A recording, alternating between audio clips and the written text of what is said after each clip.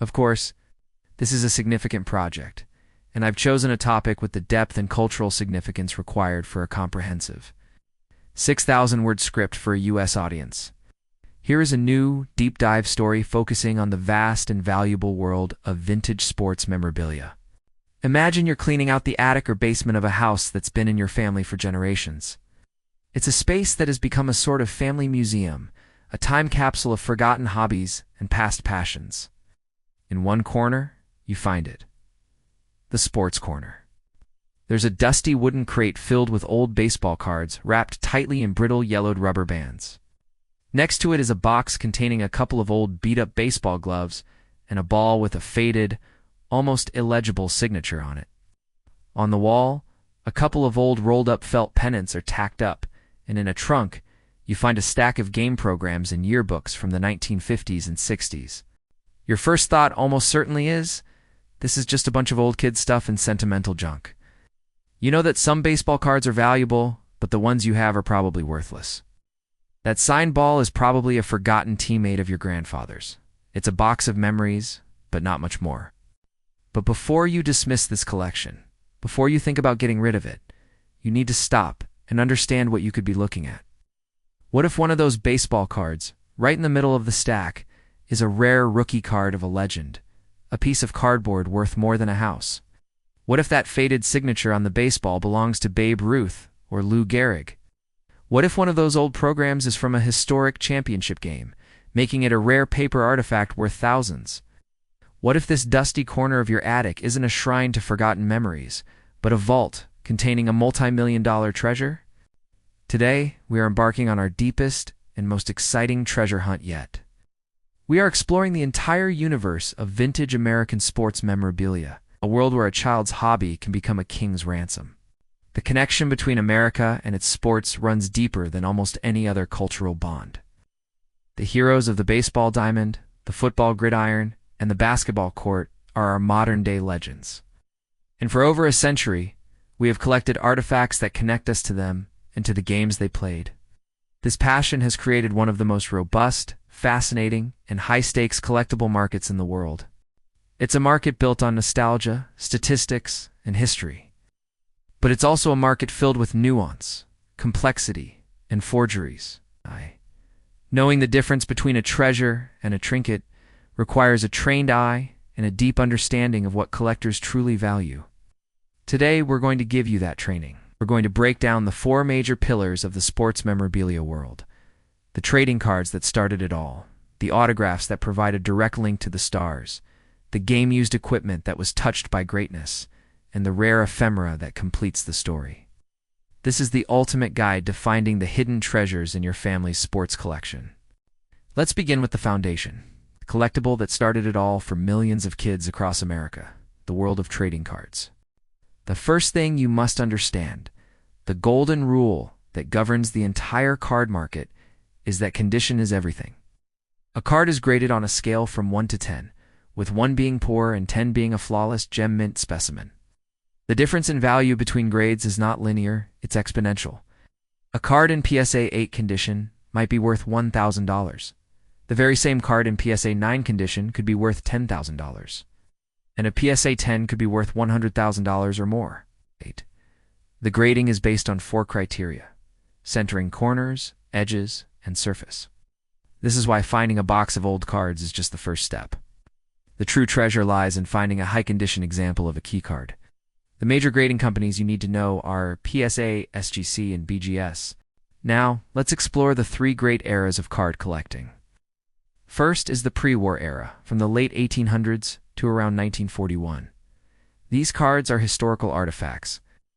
They were not sold in packs, but were packaged with other products, primarily tobacco and candy, to boost sales.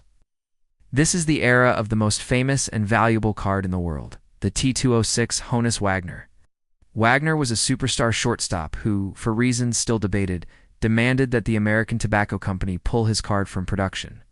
As a result, only a tiny handful are known to exist. A T206 Wagner, in any condition, is a multi-million-dollar card. Other important pre-war sets to look for include the beautiful Cracker Jack cards from 1914 and 1915 and the Gouty gum cards of the 1930s, which feature legends like Babe Ruth and Lou Gehrig. These cards are smaller, more artistic, and incredibly rare compared to later issues. Next is the golden age of collecting, the vintage era. From roughly 1948 to 1979, this is when the modern sports card was born. Sold with a stick of bubble gum by companies like Bowman and the Undisputed King, Topps. This is where you will find the most iconic rookie cards in history. The most legendary set is the 1952 Topps baseball set. This was Topps' first big, beautiful set, and its most famous card is the number 311 Mickey Mantle. This is his first Topps card, and it has an incredible story. It was part of the high number series, released late in the year when kids' interest was shifting to football. Stuck with thousands of unsold cases, a Topps executive in the late 1950s had them loaded onto a barge and dumped into the Atlantic Ocean. This act of housecleaning turned an already desirable card into the most iconic collectible of the post-war era. A high-grade 1952 Topps Mantle is a multi-million-dollar card. Other key vintage rookie cards to hunt for are the 1954 Topps Hank Aaron, the 1951 Bowman Willie Mays, and the 1948 Leaf Jackie Robinson. The third era, from the 1980s to the present, is a mixed bag. The late 80s and early 90s are known as the junk wax era, card companies. Seeing the booming market massively overproduce their products, almost every card printed between 1987 and 1994 was made in such huge quantities that they are nearly worthless today. This is where most family collections from that time fall. However, the modern era, from the late 90s on, has shifted to a focus on rarity, with cards featuring autographs, pieces of game-worn jerseys, and serial numbers indicating a limited print run. And while baseball is king, don't forget the key rookie cards from other sports. The most important basketball card is the 1986 Fleer Michael Jordan rookie. For hockey, it's the 1979 O.P.C. Wayne Gretzky rookie. And for football, look for the rookie cards of legends like Jim Brown and Johnny Unitas. The second great pillar of sports collecting is the art of the autograph. A signature transforms an ordinary object into a personal artifact. It's a direct physical link to the hand of a legendary athlete. But the world of autographs is treacherous, filled with forgeries. Understanding what makes a signature valuable, and crucially, how to know if it's real, is essential. The value is determined by a few key factors. First, of course, is the player's stature. A Babe Ruth autograph is in a different universe from a common player from the same era. Second is rarity. Did the player sign frequently, or were they a reluctant signer? Did they have a short career, or pass away young, like Roberto Clemente or Thurman Munson, limiting the number of authentic signatures available? Third is the medium. What is the signature on? For baseball, the ideal medium is a baseball, signed on the sweet spot, under the seams. A clean, single-sign ball is far more valuable than a team-signed ball where signatures are crowded. Other premium items include signed personal checks, handwritten letters, and contracts. Signature on a simple scrap of paper is the least desirable. Finally, the condition of the signature is vital. Is it bold, clear, and perfectly legible, or is it faded, smeared, or cramped? Now we must discuss the most critical issue: authentication. The FBI has estimated that 50% or more of all sports autographs on the market are forgeries. Because of this, in the modern collecting world, an unauthenticated signature has almost no value. It is considered guilty until proven innocent. To unlock the true value of an autograph, it must be authenticated by a reputable third-party authenticator. The three major players you need to know are PSA, DNA, JSA, and BAS. These companies employ teams of experts who have studied the signing habits of thousands of athletes. They examine the ink, the pressure, the flow, and the letter formations. If they deem the signature authentic, they will issue a letter of authenticity or a certificate with a matching sticker on the item. This document is the golden ticket. It makes the autograph a marketable commodity. So what are the Grail autographs? The signatures of the first class of Hall of Fame inductees are all highly prized. A clean baseball signed by Babe Ruth is a cornerstone of the hobby, often selling for tens of thousands of dollars. An autograph of his teammate Lou Gehrig is even rarer and more valuable due to his tragic career-ending illness. But perhaps the rarest of all from that era is Shoeless Joe Jackson. As part of the infamous 1919 Black Sox scandal, he was a disgraced figure. More importantly, he was nearly illiterate and was incredibly reluctant to sign his name. A genuine signature from Shoeless Joe is a six-figure rarity of monumental importance. The third pillar of the hobby takes us from items signed by athletes to items they physically used in the heat of battle, game-used memorabilia. For many advanced collectors, this is the pinnacle of the hobby. Owning the bat that hit a historic home run or the jersey worn during a championship game is the closest a fan can get to the action. This market has become incredibly sophisticated, driven by a new form of forensic analysis, photo matching. Yes. This is the science of proving an item's use. Experts will take an object, like a baseball bat, and meticulously compare it to high-resolution photographs or videos from a specific game. They will look for unique, individual characteristics, a specific grain pattern in the wood, a unique cluster of pine tar, a specific stitch mark, or a ball mark. If they can definitively match these unique identifiers to the photos, the item becomes photo matched to that specific historic game, and its value can increase tenfold or more. Let's talk about game-used bats. How do you identify one? First, it needs to be the correct model for the player and the era. Authenticators look for player-specific traits. Does it have the right amount of pine tar on the handle where that player typically applied it? Does it have ball marks and seam impressions on the correct side of the barrel for a right-handed or left-handed hitter? A bat used by a superstar like Mickey Mantle or Ted Williams, especially one that can be photo-matched to a specific season or game, is an incredible treasure. A game-used bat from Babe Ruth sold for over $1 million. Game-worn jerseys are even more personal. An authenticator will first check the tagging. Does it have the correct manufacturer's tag, size tag, and year tag for that team and season? They will examine the material, the stitching, and the font of the numbers and letters.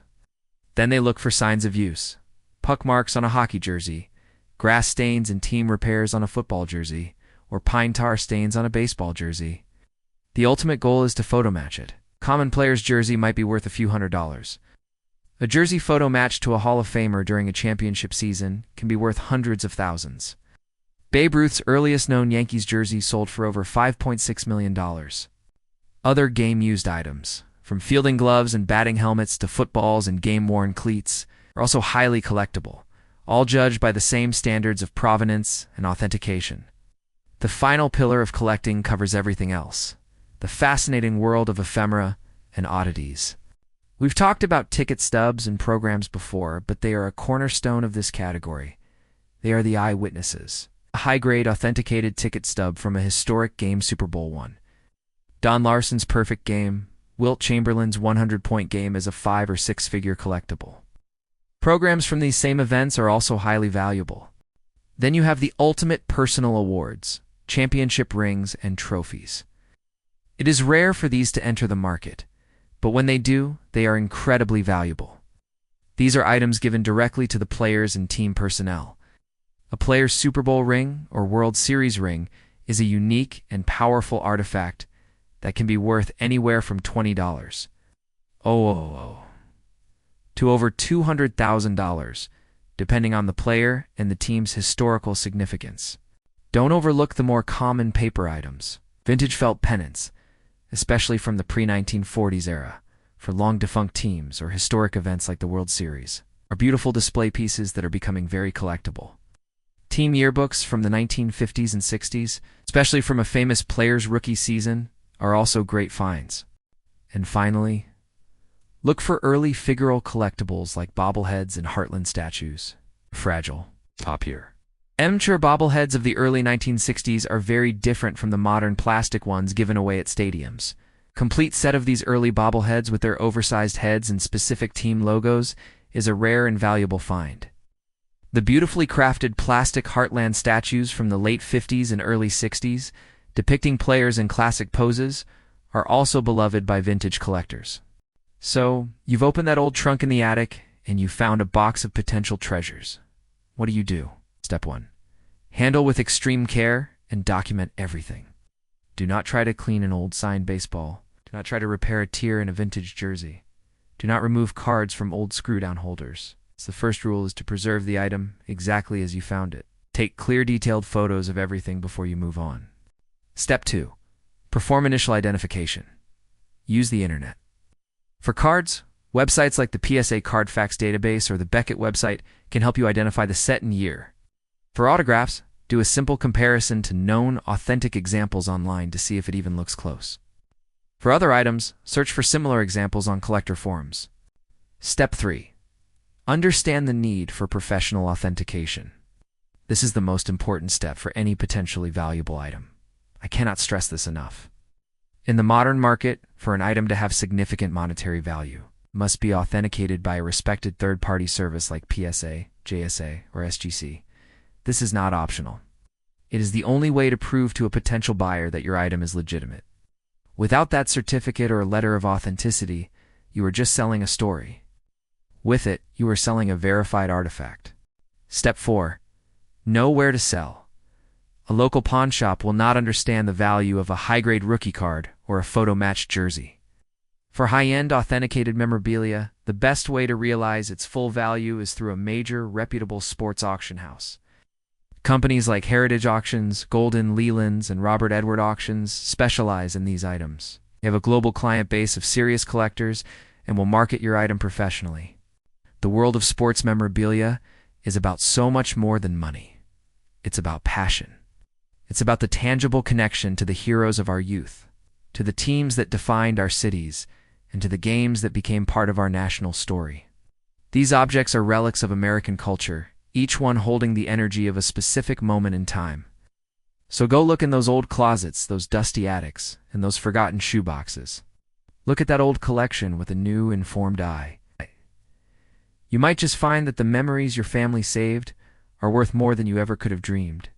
If you enjoyed this ultimate guide to sports memorabilia, please hit that like button, subscribe to my channel, and tell us in the comments, what is the single greatest piece of sports memorabilia you would want to own?